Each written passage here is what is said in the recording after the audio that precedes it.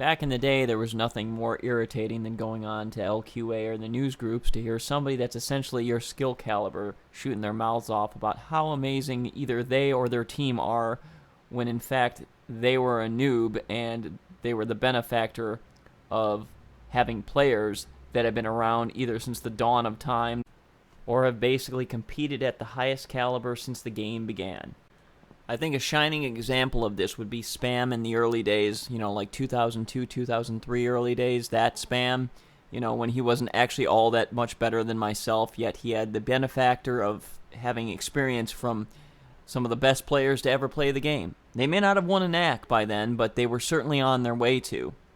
Whereas, in stark contrast, I had the benefactor of learning from the collective in Arlington Heights, whose greatest accomplishment was getting a victory over Clinton Township in 1998 because one of their players got hurt in the game, or maybe getting one of the players of Potomac Mills kicked out of a game because they said they were cheating, yet not winning the game. I think their highest rank was with me on the team, and that was 10th at a regional. How about NRH? They used to talk a lot online. Let's see here. Okay, my first NAC season was in 2001, and apparently some of NRH's players also, their first NAC season was in 2001, specifically Blue Flame, Dark Soul, and Twisted. Those names sound familiar. They've all won a NAC championship. But they didn't start off at the same footing as Hoffman. No, sir, they did not. You see, because in that same year, let's take a look at the NRH. They were on their B team, their respective centers' B team. They were on NRH B. But now let's take a look at the roster I have in front of me for NRHA and see if we can recognize any of these names. And all of these names, by the way, had played at least 2 to 3 years, and some of them even 4 years prior to this. They had full-on NAC finals experience, some of them. Solo, Slaughter, Dark Angel, Road Dog, and Whirlwind. Well, actually, I think Whirlwind was actually a noob at that point, too. But needless to say, you can see a definite trend here.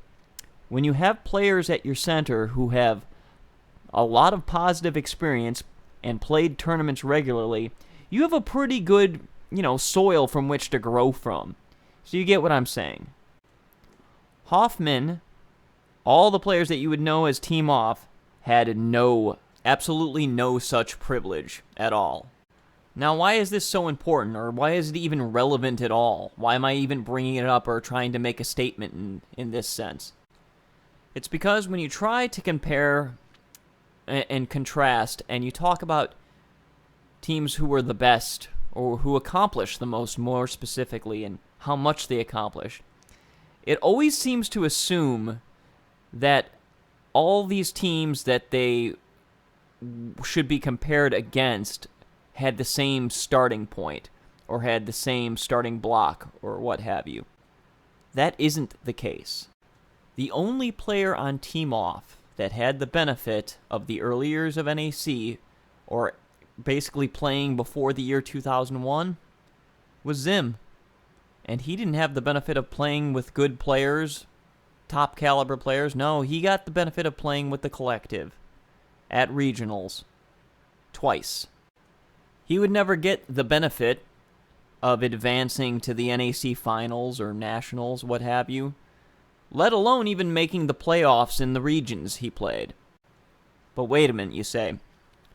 What about that Anubis guy? Wasn't he at the first nationals or whatever in 1997, before regionals existed? Yeah, and how often did he actually play for us? How often did he actually show up so we could learn from him? Not very often. Not very often at all. How many tournaments outside of NAC did he play? 1? Yeah, that's about it. And the only reason we had the opportunity to even play with him at all is because he happened to play for us because we had the best looking roster at that particular year. Now I hear you saying, whoa, wait a minute here. There are plenty of teams out there, especially teams in the South who had to compete in that bloodbath of a region, who had it far worse than you guys. And I'll say, yes, that's true. And how many of those teams rose up to ever play in the NAC finals in a championship game? How many of them even would go to advance to the NAC finals or make playoffs at the NAC finals? How many of them? Or you might even actually be thinking, well, hey, wait a minute. All these teams that you talk about that have been playing since the dawn of time, since the NAC first began, they all had to start somewhere, right? They all weren't really awesome when they started off. They had to get better over time. Yes, but you're forgetting one thing. They all started when the game was very different. The game was nowhere near at its peak of competitiveness, nor was it at anywhere near the skill caliber that it took to win NAC in later years. It just wasn't. Those teams, those players, all had the benefactor to be able to grow and gain experience as the game grew. These teams didn't have to start when the game was at its competitive peak, and then literally have to fill in a chasm of an experience gap. With no players, may I add, that had ever been to the NAC finals or nationals before. Ah, but I hear you say again, you guys had Rockford within 50 miles. You could have gone up and played with those Rockford guys anytime you wanted. I guess you really don't know how Illinois ever worked, but not only did the two Chicago teams have kind of this policy of extreme isolationism, Rockford would not have open practices either. You couldn't just walk in and say, hey, I want to play with the NAC team. They didn't allow that. That's not how things worked. So when you compare relative start times in this game, of players, not of teams, I'm talking about individual players right now, I look at the top teams who ever played this game, and then I have to say to myself, well, wait a minute, how many players did they have on those teams with them that all had a boatload of experience? A boatload of experience. In a game where experience is literally everything. And if you don't agree with that statement, I don't know what to say. So when we look at the makeup of Team Off, what do we have?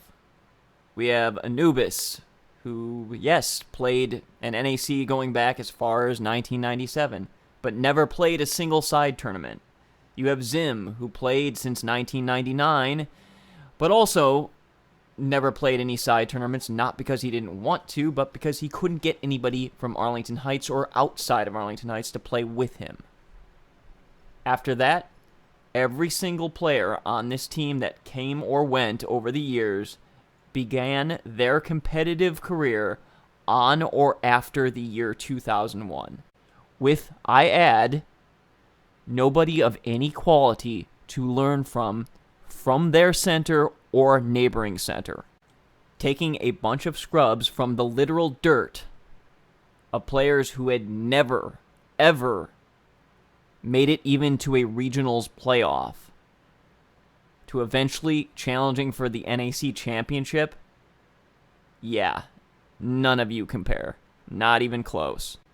And while I'm sitting here dishing out the hard facts, I'm going to take a moment to acknowledge some hard facts. Would Team Off have ever even been able to exist or make it as far as we did had Montreal showed up to regionals in 2004? And the true answer to that is, I don't know. I honestly don't know. And there's a very real possible answer that maybe not. But it really doesn't matter, because we did. Could many other teams possibly have done what we did and accomplished what we accomplished? Yeah, sure. But they didn't. Hell, could Montreal possibly have done what we did if they had showed up and continued playing beyond 2004? Absolutely. But they didn't. How about Federal Way, though? They did happen to accomplish feats similar to our own. But if you go back in time, you go back to the news groups or LQA, you'll find some of those names, including Akuma and Sephiroth, go back before 2001. They had, as a team, actually made it to an NAC finals. And long before we ever would. But what about Virginia Beach? They rose up from utter obscurity, right? Didn't they? But how long would it end up taking them before they actually accomplished anything on the NAC Nationals finals level? More importantly, what were the factors that got them to that level? What certain players did they happen to pick up that they would then get to that level with? It's really odd how people, in these discussions seem to not give a crap about these little details. As if they somehow don't actually matter. As if every accomplishment, every achievement is somehow the same quality. And all things are just equal. They aren't. And I can go on and on. I can rattle off team names all night long. But the reason I'm doing this isn't to shit on other teams who didn't accomplish as much as we did, or even shit on the teams that accomplished more and try to demean the quality of their achievements. That's not what I'm doing. It's not why I'm doing this. I'm doing this as a response to the very fringe yet nonsensical claims of Hoffman didn't deserve to be there. Hoffman didn't belong there that year. Well, Hoffman doesn't deserve to be on this tier or that category. Or even better, and one of my favorites, Hoffman ended up beating the worst possible version of our team that I was on. And that also may have been true, but guess what? It was the worst version of your team and you sent it. And we smoked it too easy. I mean, it'd be one thing entirely if you could actually claim that, that we weren't even trying in those games. We weren't trying at all, because that's a lie. I'm doing this as a response to the absolute obnoxious claims of people trying to demean and shit on our legacy who have accomplishments greater than ours who didn't have to put in nearly the amount of work. Team Off, not Hoffman, came from utter obscurity to greatness. And that is a reality that you're going to have to accept and deal with. My personal first time that I ever learned how a proper practice is run and played was in 2001 when Zim and I went up to Appleton's NAC practice after my first experience at a regional. There was nobody to learn from or to go to tournaments with. But wait a minute, Droid, you can go to tournaments by yourself. You can go and jump on a floaters team. Or somebody's got to be looking for an extra player. Sure, that's going to help me a lot. What is that going to do for my NAC team? What is that going to be doing for the players who refuse to go anywhere at my home center? It's going to do two things, jack and shit. Because at the end of the day, you have to recruit players to replace those old players. And those players have to have the drive to want to compete and want to get better. We were starting off with nothing. Nothing. And what we had was worth very little. And we had to build that into something. Now, to bring this back around, why I brought up spam specifically. You see, back in the day, around 2002 or so, Spam and I used to snipe back and forth. Spam had the benefit, though, of being on Brampton, a far superior team than I was ever going to be on in Arlington Heights. That's just the facts. But the thing is he and I were both garbage at that time. Relative, of course. And he would go on to become a top-notch player in his own right, as would I. But the point is, those two starting points weren't equal. Nobody on Team Off had the luxury of wandering on to a team that was already well established with some of the best players in the game. Nobody on Team Off had the luxury of learning as they came up from a B team to learn from a group of A team players that had been around playing since the dawn of time.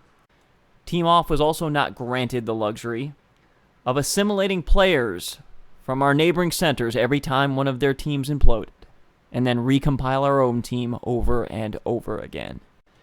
To say that all these accomplishments are somehow equal in quality, that all of them have the same merit because they all started from the same place, It's just not true. And if you believe that, you're lying to yourself. We were a team that never should have made it anywhere, let alone competing for the NAC championship. Now, if your first response to this is, oh, Droid's just bitter, Droid's just coping. Nah, not really. That's not what's going on here, because I'm perfectly content with everything that I and my team accomplished. I can't speak for the entire team, but I am personally. But I do take issue when certain people who have nothing better in their lives but to cling to their former glory decide that they want to take a shit on somebody else's legacy. But to those who are, I'm here to tell you, you can take that shit, shove it back up your ass, shit it out again, and then eat it. I guess I'll leave this rant here and leave you all with one question. You take these players, all of these players who did come from, let's say, a privileged upbringing in LQ. Take them out of their environment and their privileged upbringing and put them all on a team together where they have nothing but themselves to work with. And nobody's going to play with them. Nobody's going to teach them how to play. And now, let's see if they can accomplish what we accomplished. And it's not a question of could they, but would they?